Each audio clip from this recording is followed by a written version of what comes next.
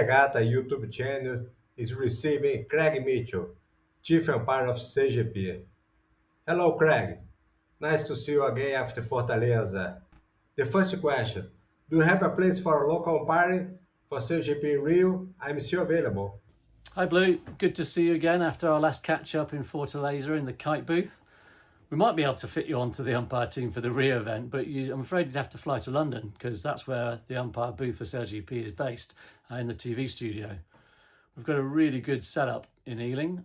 We have 7 umpires on the team and we can get 6 into the booth in Ealing. Each of the umpires gets access to the Umpap, which is our main tool for doing the umpiring. And we've also got a 16 feed video replay system, which one of the umpires operates. So it means we can get whatever pictures we want onto 2 of the 4 big screen TVs that we've got there. It also has a comms panel, which means that we can listen in to what's going on board the boats, and we can talk to the boats, we can talk to race management. And so really we've got a great overview of what's going on the course at all times. Tell me what are the information you have to make all the calls. Do you have the video, the sensor, the tracking? Please explain the decision making. So all the video feeds come back to Ealing and all the data, and we use essentially the same data as the Liveline team are using to produce the graphics that you can see on the broadcast. And we take that data into our main umpire tool, which is we call the Umpap. So that's a 2D tracking program, and it displays the boats in 2D, top-down form, so we can see as the boats are interacting. We also get we can see all the data readouts, so we can get the boat speed, we can get the heading, we can get the true wind direction, we can get the true wind angle. And so really we can use all that to see the boats as they interact. The boats will then protest if they think they've been infringed, and then we can make a call. Essentially they send us an email, we look at that, we can review that incident using the Umpap, so we can scroll back in time, make a decision, and then send the information back to the boat, whether that's a penalty or whether it's no penalty. How does this information is accurate and what is the time delay? So all the boats have a really accurate GPS system and a really accurate compass, so that we know exactly where they are at all times, the direction they're pointing, and so that displays in our Umpap system. And we sit about 1 second back from reality. The television's a little bit further back, so we'll see something on our Umpap system and then we'll see it again in replay on the television screens. So all the data's coming in, we see that on the Umpap, we see it on the television screens, and so that we're able to make quick decisions. If we can't make a decision on what I call first pass, which is as the incident happening, if an incident's a little bit more complicated, then we can go back in time and re-review that incident and then make a decision. How many umpires are involved in CGP and how do you organize them? So there'll be seven of us on the umpire team for Rio. 6 of us will be in the booth in Ealing and 1 will be remote. We have 5 of the umpires that are really focusing on the decisions, and we have 1 umpire that's running the TV replay system, and I'll be kind of keeping an overview of what's going on, make sure that everything's running smoothly, and reporting in if there's any issues. I'll also take care of the OCSs when we have the starts, and any other bits and pieces that kind of come along that need to be done. I also look after the scoring, make sure all the results are all correct, and so the 5 that are really focusing on the umpire, and we divide them up as we approach the start line. So we have umpire at the bottom, umpire at the top, and then the 3 umpires, other 3 umpires are in the middle. And what we do is we have a system in the Umpap that allows us to put a little circle around the boats that we're looking at.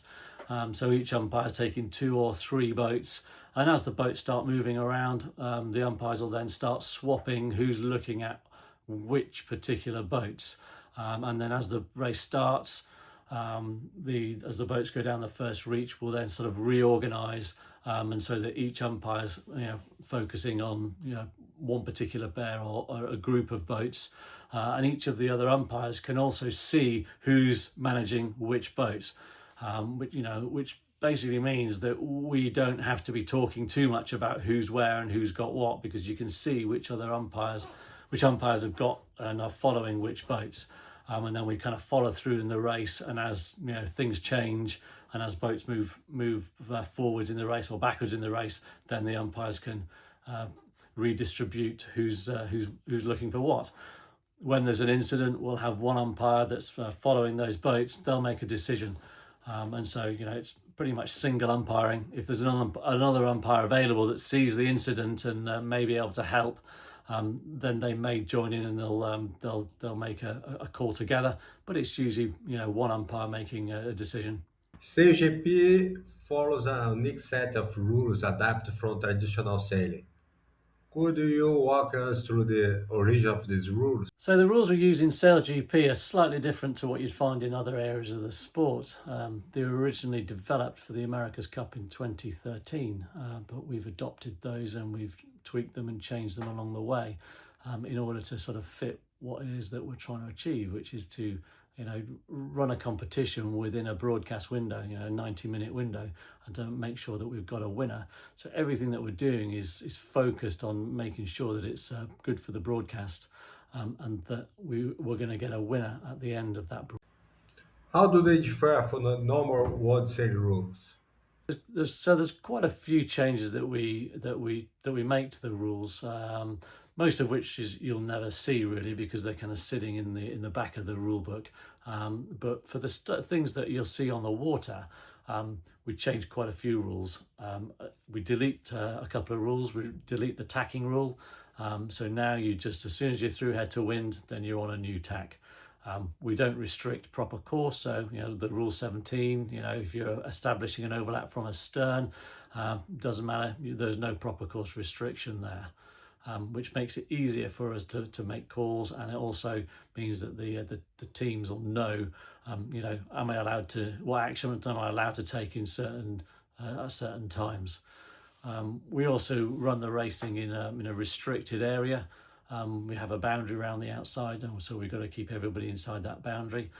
So we have a set of rules that say, if you're approaching the boundary, then you're allowed to sail your proper course, tack off the boundary, and then exit the boundary zone. And you have the right to do that, which helps to kind of keep the boats flowing around the course. We also changed the mark rounding rules at the windward gate. So if you're coming in on port tack to a left-hand gate mark at the windward gate mark, then you're entitled to room to go round that mark, which is different to the rules that you'd see in your Olympic sailing. We changed we've got our own scoring appendix that fits what we're trying to do, in terms of when boats start, when boats go around the course, and also when boats finish. So if we have a time limit of 16 minutes in a race, and if you don't get to the finish line, then we can score you at your position at the last gate. We want to make sure that we can score as many races as we can, because we're trying to get everything fitted into a 90-minute broadcast window. Means that we can keep the races rolling. What aspects have been specifically tailored for the high-speed 40 F50 catamarans? So really, the rules that we've got are there to try and just keep boats going around the course. We don't want boats stopping at any point around the course, because it's always the differences in speed that cause the nightmares. We've got boats that are doing 40 knots and boats that are doing 5 knots. Then that's when you can get to scary incidents happening. So we're always trying to keep the boats flowing around the course. So with the boundary rule, the mark rounding rules, we want to keep the boats, flowing around the course as much as we can. As you look toward the 2026 season, what are the main rules updated or innovated that teams and fans should be aware of? Yeah, so looking ahead to the 2026 season, there's not really been any major rule updates. We work with World Sailing in order to look at the rules, decide are these rules doing what we want to do? Are there any changes or tweaks that we want to make? But for 2026, the rules are pretty stable. What we have done is we've looked at how our scoring appendix works, and we've tweaked it so that it can cope with sailing in groups. As we get more and more boats on the course, and in areas or events where there's a very small race course, then we can split into groups, and so now we've got a scoring system that works better. Rule 14 is very important for SailGP. Avoid contact. What are your criteria to judge whether a boat has broken Rule 14 or not? So for Rule 14, we'll have when there's been an incident between two boats, we'll make a decision on the water. Rules of Part 2, port starboard, windward leeward, going around marks, all those rules, and we'll come up with a decision. And then if we've observed that there's been contact between two boats, then we'll proceed with a Rule 14 hearing. So we make a decision on the water, give out a penalty, and then if we see that there's been contact on the UmpApp, or we can see and confirm that there's contact on the video, well, what we'll do is we'll then get in touch with the tech team, who will go and inspect the boat and work out, was there contact, was there damage, was there serious damage, and we then follow a flow chart. Essentially, we look at Rule 14, say could somebody have avoided that contact. So we'll have a hearing within the broadcast window, so we get that hearing done as quick as we can. We'll look at the incident, say, okay, well, this boat was penalised in the incident. Could they have avoided the contact? Could the other boat involved in the incident, could they have avoided the contact? And we'll run it essentially like a normal protest hearing. We've got all the data, we've got all the video, and so then we'll make a decision, say, well, this boat broke Rule 14, this boat didn't break Rule 14. And then when we've made that decision, we've then got a flow chart to say, right, okay, well, what will the penalty be? Within our rules, that we're allowed to give out discretionary penalties for breach of Rule 14. So we have a penalty point system, and so we use a flow chart, and we work with the tech team to decide how many points penalty a boat's going to get. So if there's been contact between two boats and something that doesn't need repairing overnight, it can be left and done at some point in the future, we say that that's contact, and so we give a 3-point penalty for that incident. If there's a contact which causes some damage which does need repairing overnight, then we move up to the next level. And we say that's damage, and that carries with it a 5-point penalty. If there's serious damage where a boat can't finish a race, then the tech team it'll usually be pretty obvious to us that a boat's had to stop, and so we look at that, say, have both boats had to stop? Was the innocent boat, did they have to stop racing? If the innocent boat has to stop racing and the guilty boat can carry on racing, then we'll disqualify the guilty boat. And then we'll look at that damage, serious damage, and then that has a 7-point penalty that comes with it. We can also mitigate those penalty points by 1 point if the boats are going below 30 kilometers an hour. If the angle of incidence is very low, so they're kind of side to side, and if there's got a very low speed delta, so a difference in the speeds, we can mitigate an incident. But if an incident, we can also aggravate an incident and give an additional point. If the boats are going over 50 kilometers an hour, if the angle of incidence is above a certain number, above 30 degrees. Then we can see, this is getting a little bit more dangerous because there's higher speed, higher angle of incidence, and so that can be a little bit more dangerous. So we can aggravate that up by 1 point.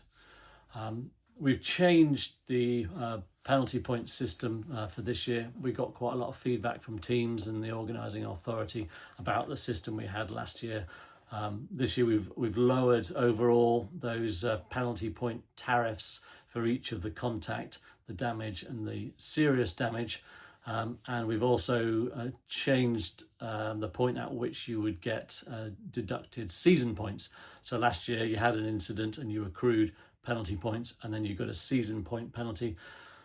This year, you wouldn't get a season point penalty until after you've had 2 incidents. So you have your first incident and you get your points penalty, which affects the results in that regatta. If you have a second incident, then we go, look, come on, you need to sort of calm down. After your first incident there, if you have a second incident and you get penalty points, then we'll accrue those points together and then look at our chart and say, okay, well, now you're going to get a season points penalty. So we're really still trying to encourage teams not to have contact. We've got to keep the show on the road. The tech team have got to be busy. They've got to be busy maintaining the boats, not repairing the boats. What excites you most about the future of umpiring in sailing? Do you think that we may evolve to 100% computer umpiring without a human intervention?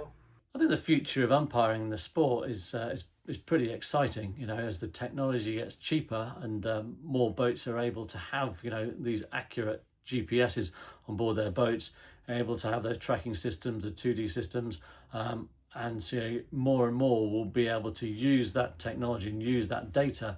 Certainly in protest hearings initially, the hardest part about what we do at SailGP is getting all that data into the same place. Promptly. We work about a second behind reality, and that's quite a challenge to get that data together within a second of reality. So as we see more and more of this technology appearing, in the wider sport, initially we'll probably have more of it available for protest hearings, so that protest committees can look at an incident and see exactly what happened. Currently, both sides tell a story about what they saw and what they thought happened, and a protest committee has to decide kind of what's the most likely thing to have happened. If you've got accurate tracking, at that point, then you can see what happened during an incident, and then you can make either a quicker decision or you can make a more informed decisions and get good decisions. So as the technology becomes available, then hopefully that's going to benefit the sport, and everybody's then going to be more comfortable, and they'll see good decisions coming out of protest committees. And as getting the timeliness of the data, you'll be able to do more and more decision making live, so more umpiring, and I think that could be a good positive for the sport. What excites you most about the future of umpiring in sailing? Do you think that we may evolve to 100% computer umpiring without a human intervention? Could this go the way of AI? I'm pretty sure that if you feed an AI enough information, then they could make decisions. We have computer games that can give you decisions, based on distances, based on coding within the machine. You'd have to keep developing that. Would that be a good thing? Probably. But on the same side, the human brain is pretty good at fuzzy logic. There's a lot of grey areas in our sport, where it's difficult. You look at two different situations and you think they're the same, but actually you dial down and you drill down into the data and they're not exactly the same. And was this one a penalty, but this one no penalty? And so that's also where you've got to involve the teams in developing the sport, developing the rules, and trying to get to consistency. The team just want a consistent decision, so that in any given circumstance they know what the decision is going to be. So there'll be you get into an incident and you'll know you press the protest button and you know what the answer is going to be. And that's part of our process. Is we have a debrief with the teams after every racing day. We'll go through the incidents. We'll say, this is the decision we made, and we get feedback from the teams. How did they see it from where they are on board? Were the boats getting too close? Should we be pushing the boats further apart? Should we allow them to get closer together? And so we go through all that discussion so that we can learn together. We get the feedbacks on how the boats handle. And so hopefully we can then be making better decisions. So the future's I think the future's pretty good for race management in general. Being able to start races, have virtual start lines, and also be able to score boats instantly, get the results out to people quicker. being able to track it on websites so that fans can watch regattas, more and more regattas online with good, accurate data.